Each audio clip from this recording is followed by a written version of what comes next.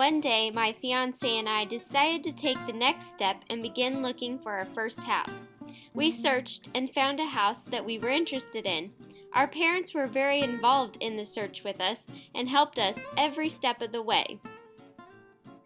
The first house we looked at had lots of qualities we wanted: land, a basement, and a short drive to our schools. Our first visit to the home didn't go well with the realtor, and we had lots of problems.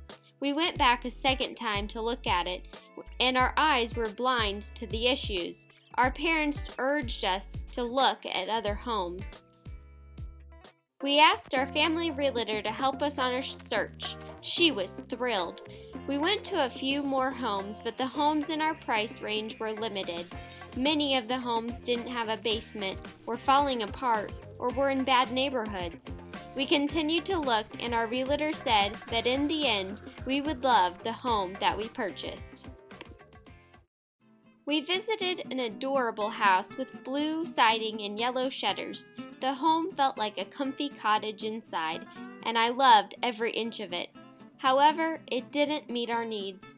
There wasn't a basement, and it wasn't in the safest neighborhood. Sadly, we decided to continue looking.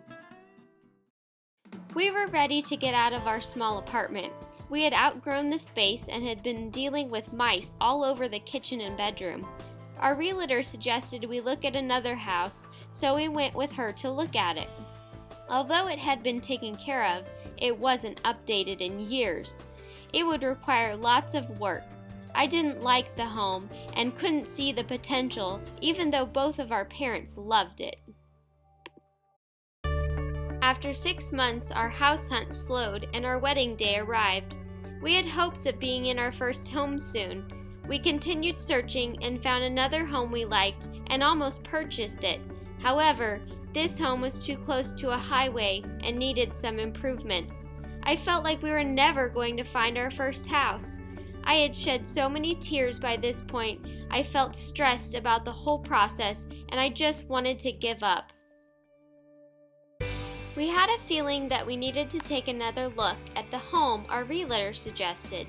We walked through it again with open eyes.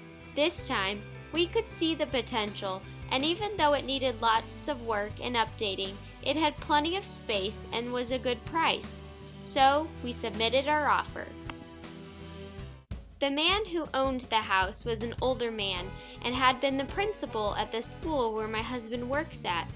There had been another contract pending, but he dropped that contract so that we could buy this house. We were thrilled. We had found our first home. We couldn't wait to move in.